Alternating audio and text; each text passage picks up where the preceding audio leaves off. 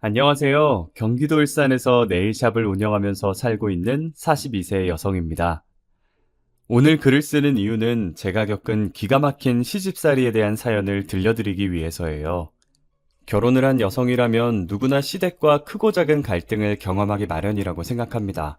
그런데 제 경우는 기혼 여성들이 흔히 말하는 고부 갈등과는 차원이 다른 문제를 겪었어요. 돈 없고 가난한 집에서 태어났다는 이유만으로 저는 서러운 일을 참 많이 당했습니다. 없는 사람들끼리 모여 사는 뒷골목만 전전하면서 살았던 탓에 어렸을 때는 사람들이 전부 저희 집처럼 산다고 생각해서 가난한 걸 당연하게 여겼습니다.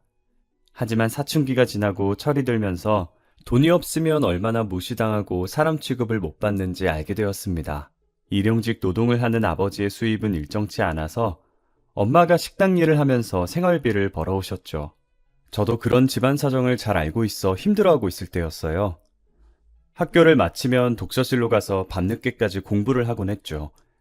제 방이 따로 없어서 공부하기 힘들어하니까 없는 형편이었지만 엄마께서 독서실을 끊어주셨어요.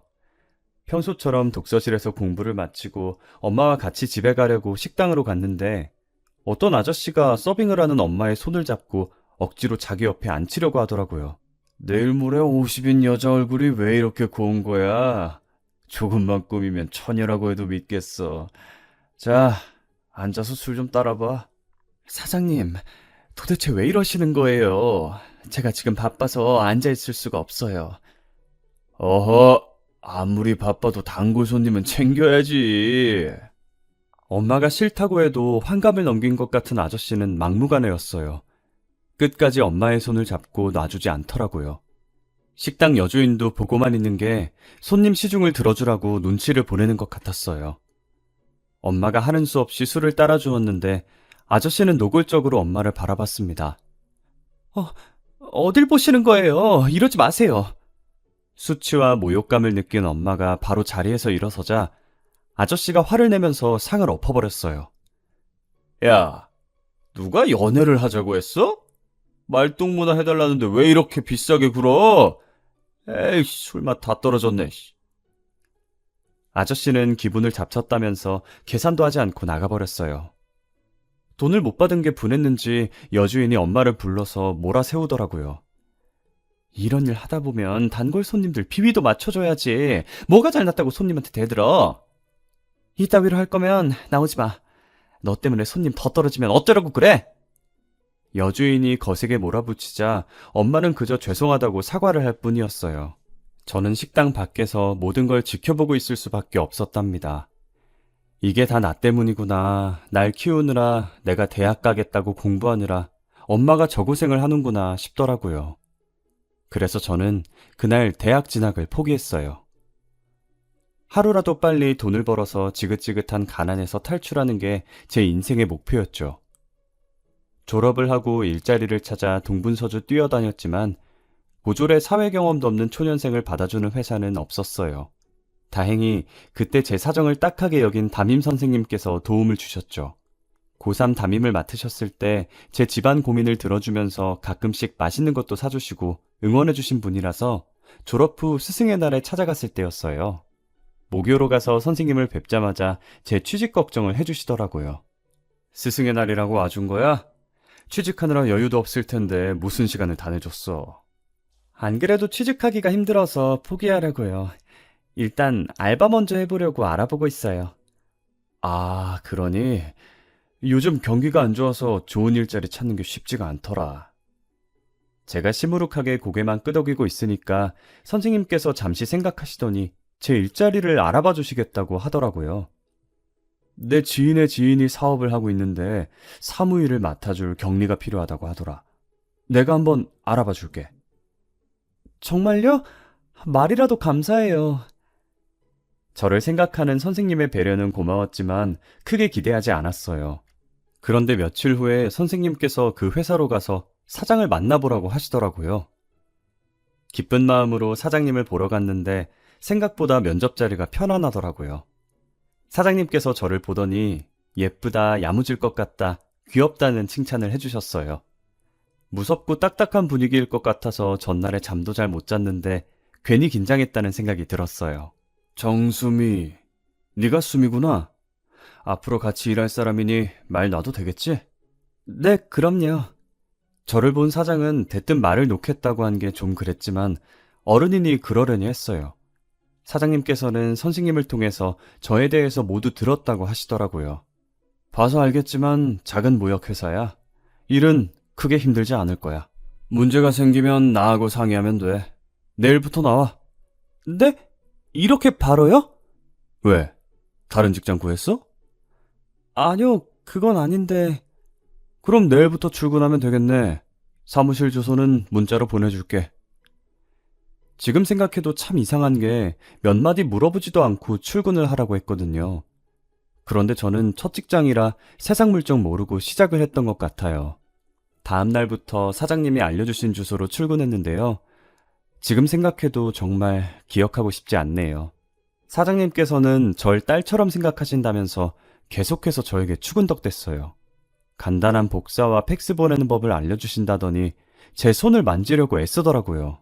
너무 무서워서 하지 말라고 소리치고 싶었지만 입이 떨어지지 않더라고요. 내일은 절대 출근하지 않으리라 생각하면서 퇴근하는 시간만 기다렸어요. 그런데 사장님께서 퇴근 시간까지 절 붙잡고 안 놔주셔서 깜짝 놀랐어요. 지금 어디 가려고? 내가 데려다 줄게. 아니다. 퇴근하고 뭐해? 같이 저녁 먹고 가라. 집에 가야 해요. 이거 놔주세요. 내가 뭘 했다고 그래. 손만 살짝 스쳤구먼. 피하기만 하고. 내가 그렇게 더러워? 아, 아니요. 그게 아니라. 울긴 왜 울어? 내가 뭘 했다고? 나는 딸같이 챙겨주려고 그랬던 거야. 어디 가서 나 때문에 울었다고 하기만 해봐. 제가 눈물을 흘리니까 사장님도 선생님이 생각났는지 절 놔주시더라고요. 면접 때부터 이상하다고 생각했었는데 출근을 한 게 참 바보 같았죠. 지금은 안 그러지만 그때는 너무 어렸고 세상 물정 몰랐어요. 지금 저에게 그런 일이 일어났다면 통쾌하게 한 방 먹여줬을 텐데 말이죠. 당하고만 있던 게 얼마나 분했는지 가끔 그 사장의 얼굴이 아른거려서 속이 부글부글 끓는답니다. 퇴근한다며? 얼른 가! 선생님한테 이르면 너 오늘 일한 거 돈이고 뭐고 없다? 이 바닥에서 일 못하게 할 거니까 그렇게 알고 있어. 사장도 제가 서럽게 우니까 다시 안 올 거라고 생각했나 봐요. 담배를 뻑뻑 피면서 제가 가는 모습을 지켜보고 있더라고요. 그날 집으로 가는데 어찌나 서럽던지 회사가 다 이런 곳인가 싶었어요. 제가 1시간 떨어진 집에 도착하니 선생님께서 전화를 주셨어요. 이게 대체 무슨 일이야? 일하다가 갑자기 뛰쳐나갔다며? 선생님께서 무척이나 당황하시면서 제게 무슨 일이 있었냐고 물으셨어요. 근데 사장의 얼굴과 사장이 내게 했던 말들이 머릿속에서 떠나지를 않아 한마디도 못했어요. 제가 바보 머저리였죠. 그때 속 시원하게 그 변태가 한 짓을 고발해서 망신을 주는 거였는데 말이죠. 지금의 저라면 뭐? 제가 일하다가 뛰쳐나가요? 마음 같아서는 그 대머리 이마를 신명나게 때리고 싶었는데 참았어요. 날 딸이라고 생각한다고 해놓고 아주 지 마누라 마냥 만지더라고요. 선생님은 어떻게 그런 놈을 소개시켜 주실 수 있으세요? 라고 소리쳤을 거예요. 하지만 그 당시에는 손을 만지거나 허리를 감싸는 것뿐이라서 이걸 말해봤자 소용이 있나 싶더라고요. 무슨 일이 있었던 건 아닌데 일이 잘 안 맞아서 힘들어서 그랬어요. 그래서 이렇게 말해버리고 말았어요. 선생님은 할 말을 잃으셨는지 한숨을 쉬면서 저보고 쉬라는 말만 하시더라고요. 그 뒤로 담임쌤과 연락도 끊겼어요. 정말 힘든 시기였죠. 사람 만나기가 힘들었고 특히 그 사장과 비슷한 연령대의 남자를 만나면 머릿속이 새까매지는 기분이 들었어요. 취직을 하려고 면접을 보러 가면 항상 사장 또래가 저를 맞이하니 면접을 잘 볼 수 있을 리가요. 회사에 가서 또 부당한 짓을 견디고 있어야 한다는 생각에 사장님이나 대표님의 질문을 해도 한마디도 하지 못했어요. 그래서 바로 취업을 하지 못했답니다. 혼자서 할 수 있는 일이 뭐가 있을까 생각했는데 매일 가던 편의점이 생각나더라고요. 그곳에서는 사장 또래가 안 보였고 30대 정도 되어 보이는 남자가 늘 카운터를 보고 있었거든요. 그래서 급한 대로 편의점에서 알바를 시작했어요. 편의점 사장님은 31살의 젊은 남자였어요. 사장님은 남자치고는 말이 많은 편이어서 수다스럽다는 느낌이 들 정도였어요. 사장님과 같이 일할 때 힘든 점이 한 가지 있었어요. 그가 재미없는 농담을 해도 웃어줘야 한다는 겁니다. 수미야, 내가 재밌는 얘기 해줄까? 사장님은 정말 재미있는 이야기라고 했지만 제가 이미 알고 있는 것이었죠. 하지만 저는 사장님의 말에 맞장구를 쳐줘야 했어요. 네, 사장님, 너무 웃겨요. 진짜 재미있으세요. 만약 그렇지 않으면 사장님은 삐쳐서 토라져 버렸거든요. 그건 말고 어려운 건 없었어요. 어쩌다 진상 손님들이 있었지만 사장님이 처리해줬습니다. 수미야, 우리 둘만 있을 때는 편하게 오빠라고 불러. 아, 그래도 사장님인데. 야, 우리 사이에 뭐 어때? 괜찮아. 처음에는 어색해서 오빠라는 말이 입 밖에 나오지 않았지만 1년이 지나자 저는 사장님을 자연스럽게 오빠라고 부르면서 슬며시 말을 놓기도 했어요. 그러다가 자연스럽게 저한테 남자친구는 있냐, 엄마 아빠는 뭐 하시냐, 학교는 안 가냐 등등 다양한 질문을 하시더라고요. 당연히 저는 불편한 질문들이라서 그럴 때마다 표정이 굳었죠. 그냥 뭐 엄마 아빠는 일하시고 학교는 가기 싫어서 안 가는 거예요.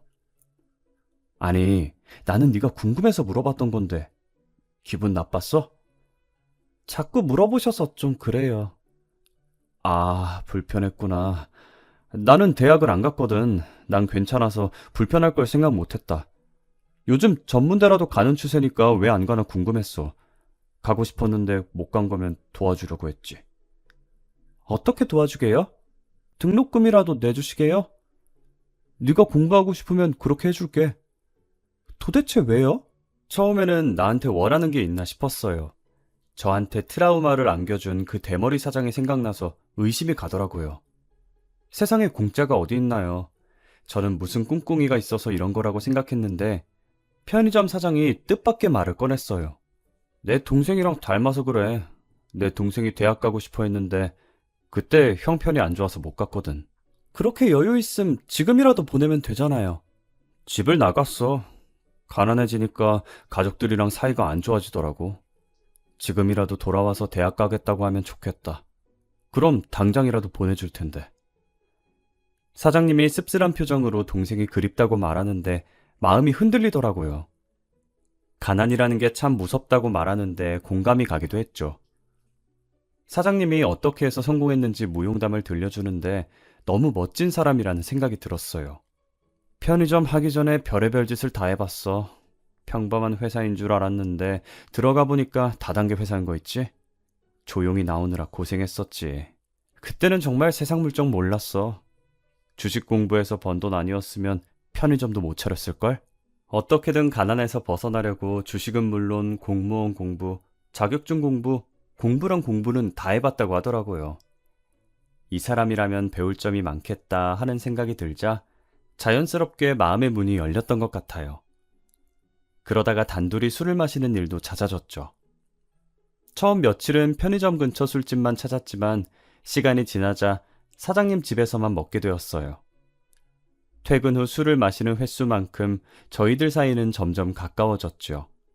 그때부터 저는 사장님에게 반말을 할 수 있게 된 것 같아요. 제가 너무 방심해서일까요? 결국 넘지 말아야 할 선을 넘고 말았죠. 술김에 딱 한 번 잤는데 한 달 뒤에 전 임신을 했다는 사실을 알게 되었어요. 그래도 전 오빠를 믿었어요. 설마 애를 지워라, 어떻게 해봐라, 책임 전가하지는 않겠지 싶었습니다. 그런데 생각과는 다르게 애를 가졌다는 말을 꺼내자 오빠의 얼굴이 심각해지더라고요. 애가 생길 거라는 생각은 전혀 못했는데. 뭐라고? 지금 그 반응은 뭐야? 아니, 왜 화를 내? 책임지면 될 거 아니야. 그런데 왜 그렇게 말을 해? 어차피 책임질 거 좀 좋게 말해줄 수 없어? 내가 뭘 했다고 그래? 한숨 쉰 게 그렇게 잘못했어? 정말 할 말이 없어지더군요. 울며 겨자 먹기로 책임지겠다고 하는 것 같았지만 어쩔 수 없었어요. 지울 용기도 없었고 지우고 싶지도 않았어요. 오빠 집안이 돈이 많은 알부자라는 걸 알고 있어서 내심 애만 키우면서 돈 걱정 안 해도 되겠구나 싶었거든요. 하지만 좋다고만 생각했던 장점이 결혼을 해보니 가장 큰 문제라는 생각이 들더라고요. 시댁에 돈이 많은 게 무슨 문제가 되냐고 생각하시겠지만 반대로 제 친정에 돈이 너무 없어서 문제였어요. 처음에는 그런 생각을 못했는데 시어머니를 만난 다음에 돈이 없으면 결혼도 쉽지 않다는 걸 깨닫게 되었습니다.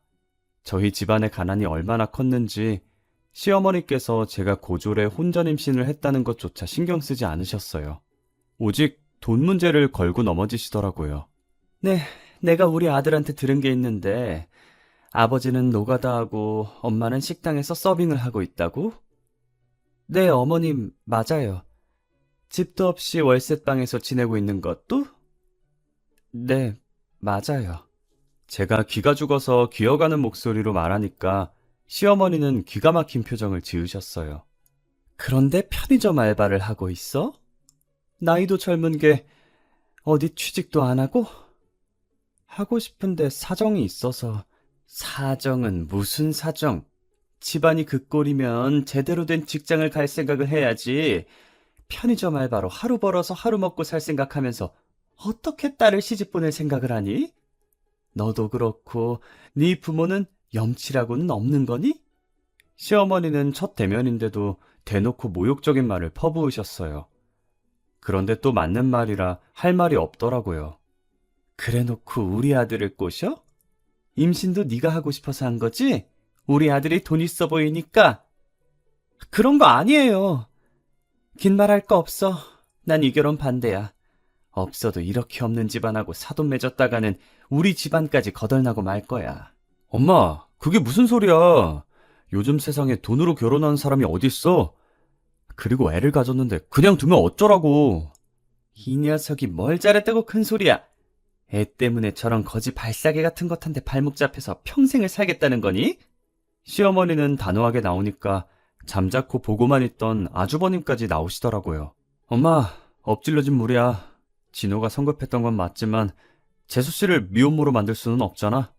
그러면서 이 동네에서 나고 자랐는데 소문이라도 나면 어쩌냐고 귓속말을 하는 거 있죠? 아주버님이 편의점도 이제 자리 잡아서 장사가 잘 되고 있다고 다 들리게 속닥거리시더라고요. 이보다 좋은 부지도 없다면서 지금 하고 있는 식당도 옮기면 우리가 손해라고 쑥덕거리는데 일부러 들으라고 하는 말인지 속이 상해서 고개만 숙이고 있었습니다. 그러니까 시어머니께서 탐탁지 않은 얼굴로 저를 부르시더라고요. 나는 며느리가 집안에서 놀고 먹는 꼴은 못 본다. 결혼하면 내 식당에 나와서 일하거라. 식당이요?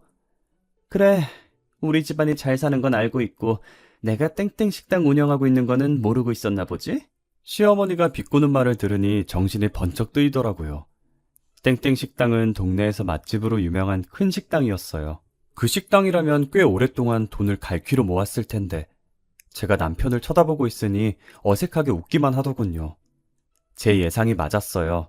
남편이 예전에 어려웠고 동생이 대학을 못 갔고 했던 것들이 다 거짓말이었던 거였어요. 제가 시댁을 나오면서 왜 거짓말했냐고 물어보니 남편이 오히려 뻔뻔하게 나오더라고요. 아니, 내가 언제 그런 말을 했어? 술 먹다가 헛소리한 걸 잘못 들은 거 아니야?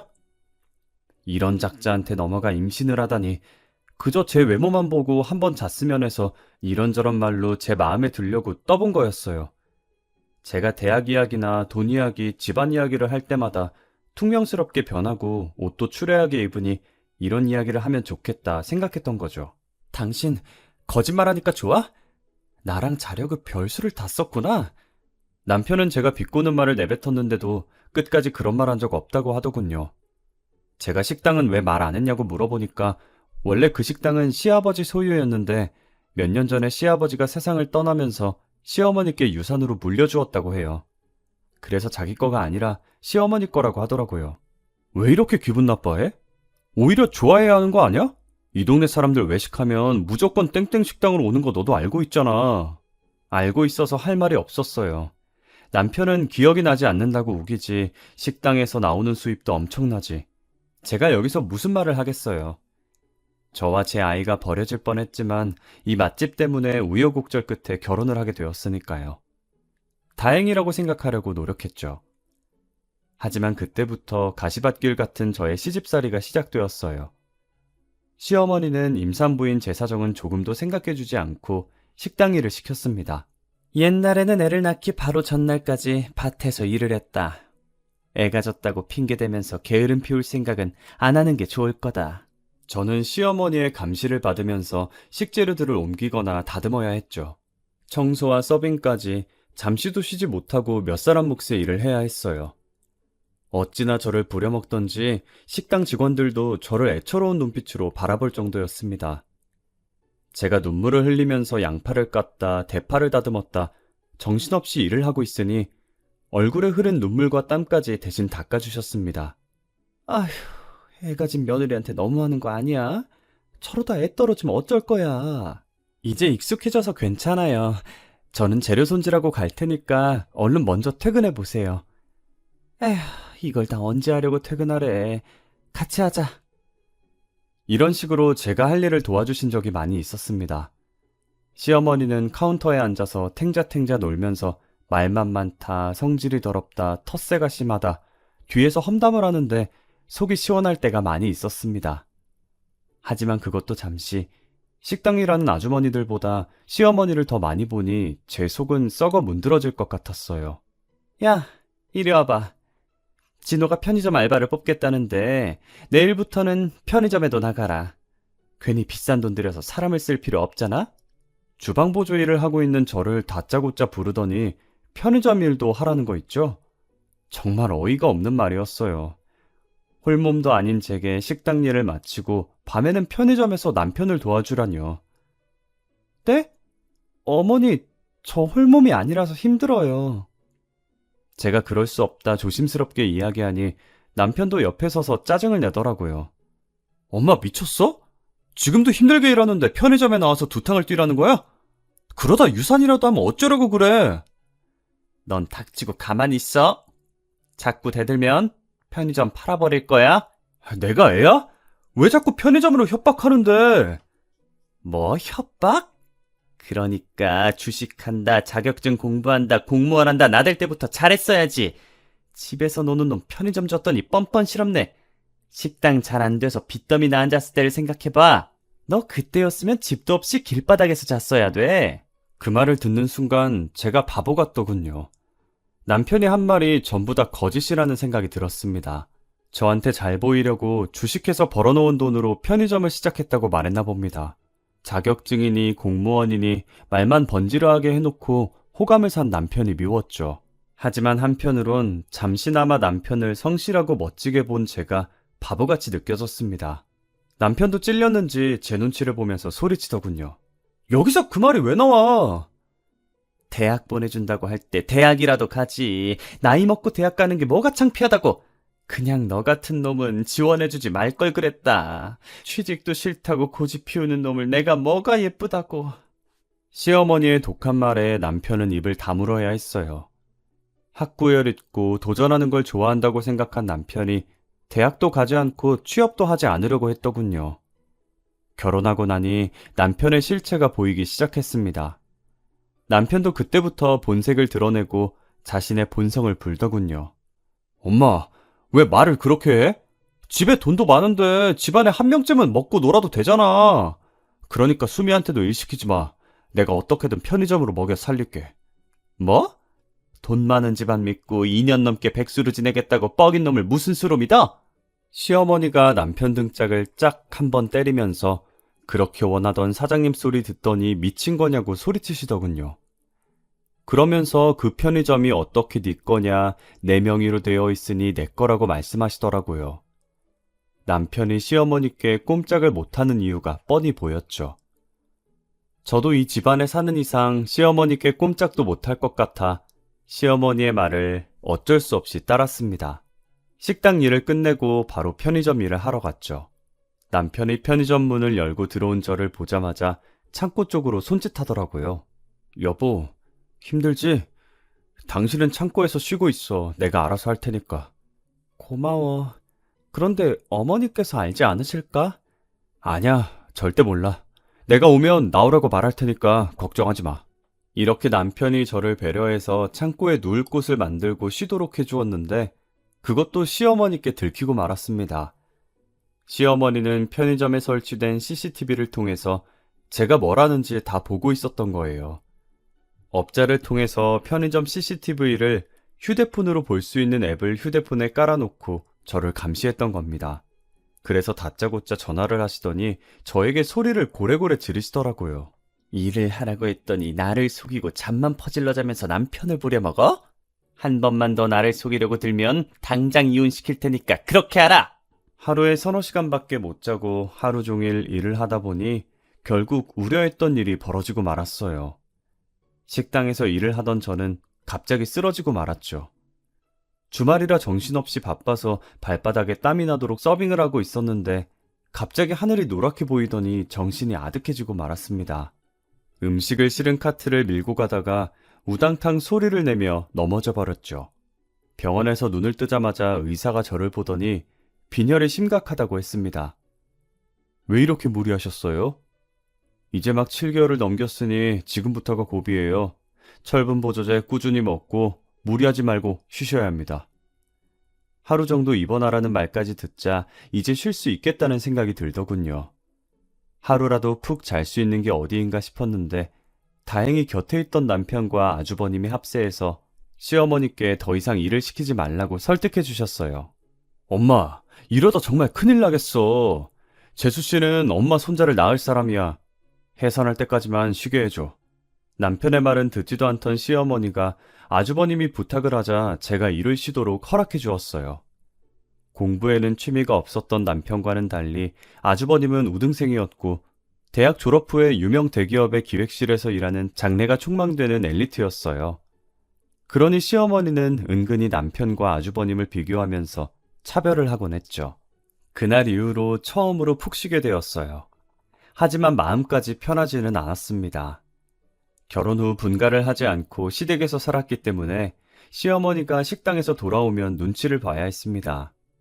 청소며 빨래 같은 집안일은 전부 제 몫이었죠. 시어머니 눈치를 보면서 피가 마르는 것 같은 시간을 보낸 뒤에 저는 아들을 낳았습니다.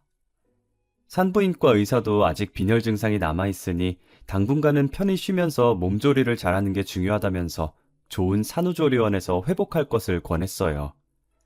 남편도 조리원을 알아봐 주겠다고 말했는데 시어머니가 그걸 알고 펄쩍 뛰면서 안 된다고 하는 겁니다. 너 미쳤어? 돈을 길바닥에 뿌리는 한이 있어도 저게 조리원에 들어앉아서 호강하는 꼴은 못 본다.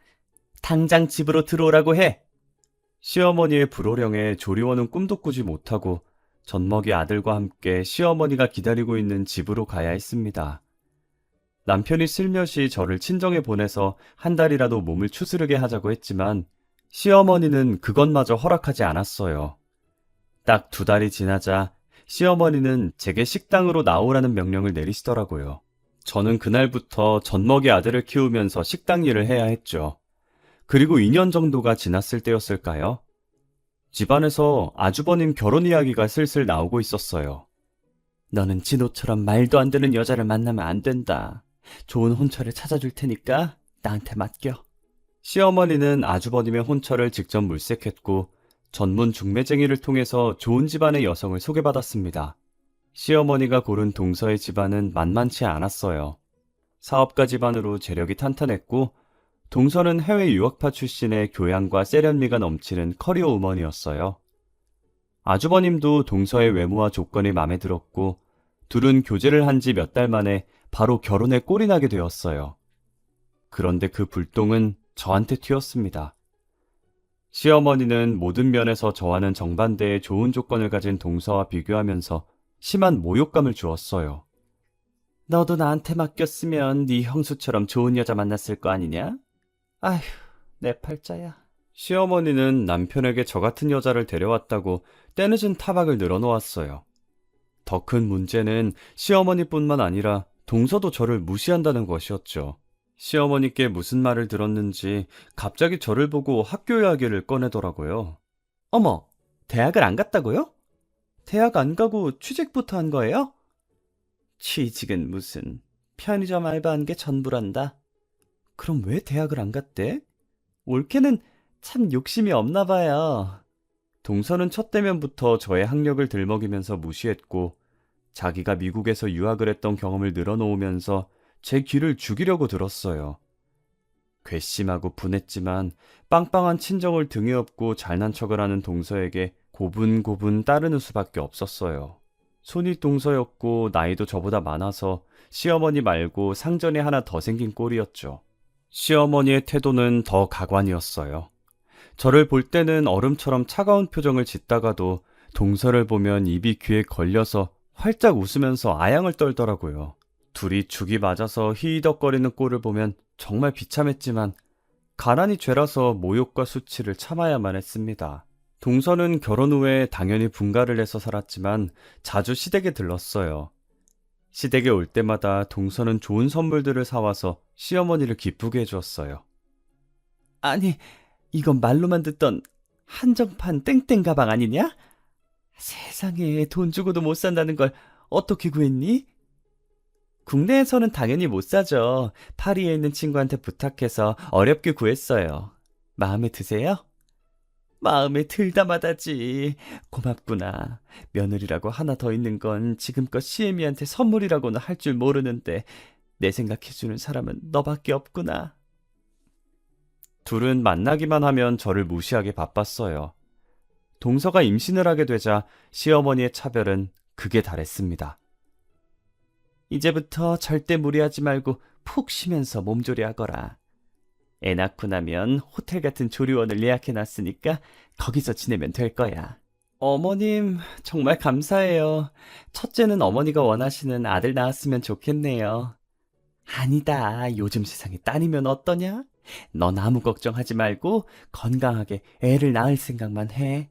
아무리 제가 내세울 것 없다고 해도 며느리인데 대우하는 게 이렇게 다를 수가 있는지 기가 막히고 억울하기만 했어요. 동서는 출산을 했는데 아쉽게도 딸이었어요. 하지만 시어머니는 그저 좋아라 하면서 웃기만 하셨죠. 제가 아들을 낳았어도 쳐다보지도 않던 것하고는 딴판이었어요. 오히려 저보고 동서 뒷바라지를 하라는 명령을 하더라고요. 너 내일부터 큰애 조리원에 가서 뒷바라지 해준 다음에 식당으로 오거라. 오후에 늦게 나와도 되니까 큰애 잘 보살피도록 해. 시어머니는 저를 동서의 전속 몸종으로 임명해버렸어요. 선심 쓰는 것처럼 오후 늦게 식당에 나오라고 했지만 식당 저녁 장사는 4시 넘어서 준비를 시작하니 제게는 마찬가지였어요. 시어머니 명령이니 저는 별 수 없이 동서의 산후수발을 들기 위해 조리원으로 갔습니다. 그곳은 조리원이라기보다는 특급 호텔같이 최고급 시설들이 갖춰져 있었어요. 야, 물 좀 줘. 그리고 애 젖병 좀 물려줘. 평소에도 저를 함부로 대했지만 출산 후에 약간의 우울증 증상이 생긴 동서는 저를 더 거칠게 대했어요. 손가락 하나 까딱하지 않고 자기 애를 돌보는 일까지 제게 맡기더라고요. 어쩌다 제가 애를 울리기라도 하면 벼락같이 호통을 쳤어요. 야! 애를 왜 울려? 바보 같은 게 꼴값을 떨고 있네. 정말 성질대로 하면 뺨을 후려갈기고 싶었지만 그랬다가는 제 인생이 박살나게 되니 초인적인 힘으로 동서의 구박을 견뎌냈어요. 그러다 우연히 동서에게 내연남이 있다는 충격적인 사실을 알게 되었어요. 조리원에 도착해서 동서가 혼자 쓰는 방으로 들어가려고 하는데 동서가 누군가와 통화를 하고 있었어요. 자기야, 잘 지내? 너무 보고 싶어. 내일 조리원으로 한번 올래? 뭐? 괜찮아? 여기 들락거리는 년은 내일 오지 말라고 할게. 그래, 남편은 편의점 본다고 정신없어. 시모가 진짜 구두쇠라서 돈이 많아도 사람을 안 쓰려고 하더라고. 아, 시댁에서는 당연히 내가 다른 남자에 나온 거 모르고 있지. 그걸 알고 있으면 그 노인네가 가만뒀겠어? 처음에는 아주버님과 통화를 하는 줄 알았는데 마지막 말에 저는 얼어붙고 말았어요. 동서가 다른 남자애를 낳았다니. 제가 충격에 빠져 있다가 몇 분 뒤에 방 안으로 들어가니 동서가 자기 친구들이 올 거니까 내일은 오지 말라고 하더라고요. 그래서 결심했습니다. 그날 적당한 기회를 보다가 동서가 샤워를 하는 틈을 타서 그녀의 휴대폰을 살펴보기로요. 비밀번호가 걸려 있었지만 그 전에 얼핏 봤는데 단순한 패턴이라서 쉽게 기억할 수 있었어요. 패턴을 열어 톡과 문자 등을 빠르게 훑어보았는데 내연남과 주고받은 낯뜨거운 말들이 가득 있었습니다. 정말 충격적이었던 건 내연남이 그녀에게 보낸 사진들이었어요. 내연남은 동서와 은밀한 관계를 가질 때 그 모습을 사진으로 찍었고 그걸 동서에게 보냈던 겁니다. 정말이지 소름 끼치는 변태들 같았어요. 저는 떨리는 손으로 동서가 샤워실에서 나오기 전에 모든 증거들을 제 휴대폰으로 전송해 놨습니다. 그리고 다음날 식당으로 갔죠. 조리원에 있을 시간인데 여기는 왜 왔어? 시어머니는 저를 보자마자 핀잔을 주시더라고요. 저는 어머님이 뭐라 하든 간에 휴대폰을 열어서 동서와 내연남이 저지른 낯뜨거운 사진들을 보여주었습니다. 사진을 본 시어머니는 입이 딱 벌어졌고 충격을 받아서 아무 말도 못하더라고요. 제가 조리원에 갔다가 동서가 이야기하는 걸 들었는데 다른 남자애를 가졌다고 하더라고요. 애라고?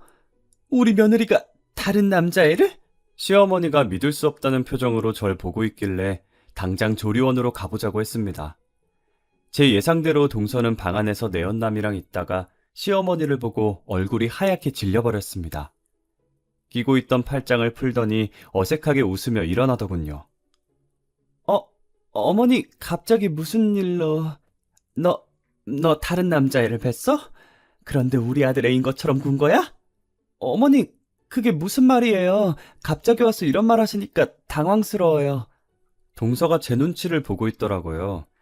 하긴 들키더라도 저한테 들킬 가능성이 높았으니 저를 의심하는 거겠죠.